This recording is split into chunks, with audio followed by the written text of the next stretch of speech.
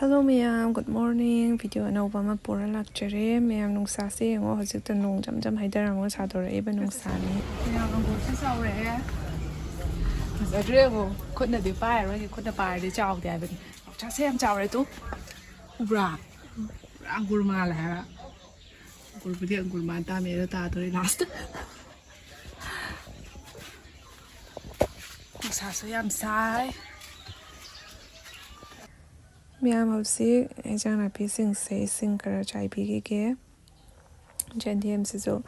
kaino da tha bani na ama ani ka tani tha sari se ka tomba hoi ne ba ka tomba hoi di boarding da khoi don cha hoi bani na du ka punna ma cha singa tawra lai ba ko siga so amo sum la e ka de sum toin sum la e ba ko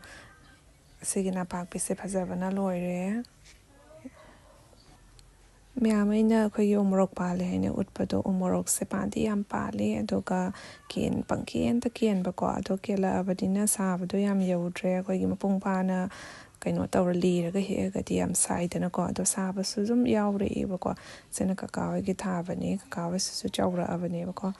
phajadre yong sangtra ka sangaga Ma'am hojikti nungsa su yam sawa hengale e aduga yumda lei leina khoi sum pa da thoga sum thabak su khona sum tawri bani aduga khoi gi skin se yamna so alle ba ko nungsa se na khoi oily oi ba ado di acne asigom basis su sum tawi Ma'am olang thagi kwai hena da ba har ga na khoi yam sagala pa matam da khoi gi mai se chanam cham law ba se yam sathina haina da ba phaw bani ba ko ma pan ga thokning da bani adu mai taw ba se aduga khoi ma pan thok pa da na pollution na khoi skin so alli adu idi humang skin se amda phatante pores so halli adu idi oily na oi ba do da mai sum oi skin so maksal laga leiba ayam bana oi da na walang tha madam da di ko aduga mya khoina face wash sijin ga ta su yarak ta matang ama la e ba ko khoina face wash sijin ga amuka nga haler ga mu oily wa shala ga tanap char blouse shala ga yam haina da ba asum tawrak ba ko aduna myam long term solution ama myam da haijar mu walang tha matam sidani khoina skin se amna hena phajana leine ba gi amna hona jari se ko myam aduga pollution ta na suna te ba ko khoina sijin ba skin care na so khoi gi skin so alak ba su yawi jana dragati aduna chemical yawbati sijin da bana yam hena fai ko Ma'am asigi nature sure gi Multani Mitti sini skin problem urektana bagi damakta yamna natural weba solution ni thaina dagi su ma'am na sum sijinaraga lakpani Nature sure Multani Mitti sina yamna natural oiraga yamna oily oibado absorb tawgani maida yamna oily oi taragadi pores tawrakani aduga acne blackheads su sum tawsalakani ba ko atoi tanning su tawrakani nungsana Multani Mitti sina pores to su fan gani amati skin se bright oilangani aduga ma'am skin so yamna mon lauhan gani ko adubu ma'am Multani Mitti ni harga ame hekta fabasu natte asigi nature sure gi Multani Mitti city yamna fabani asina direct farm dagi sembani ba ko chemicals kemte yawroi ma'am hobsi unbox tawraga ulakke kai yawi haibdo Ma'am ahanbada yawrak toise asida leire nature sure gi Multani Mitti se smaina tawraga pack tawraga hapakani aduga mathangdana asigi spoon se kolaga hapnabagi ko asiga spoon ama hapakani aduga mathangdana asigi rose water se hapak toini ase Multani Mitti siga mix tawraga tainabagi ko aduga mathangdana asigi kamaina sijanani haibagi laik macha ama sumaina makan gi semba yai haibado asiga loina yawrakani ba ko mayamna sijaning ba mawong da sijana ba yai asiga yingaga makan gi kari problems tawi ki matung inna dry skin gina kamai sijana kani oily skin gina kamai sijana kani asita loi ire aduga miyam nature sure Multani Mitti se ISO amati GMP certified oil dermatologically tested product ni asida leire ko certificate miyam ase face mask tanate skin therapy amani skin manung yona sengthokpata natana refreshing glow ama pidoini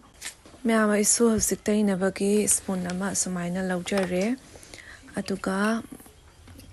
asidana rose water leire ko asigi rose water se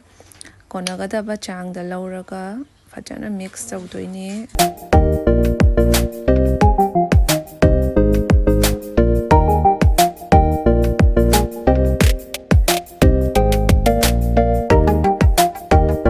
ngahak fajana rose water hapirba matungda fajana mix tawbiro mafon tana aduga taibadasu nungainaba akoi matom lairagadi taibadasu nungaitedana ko aduna fajana mix tawbiyo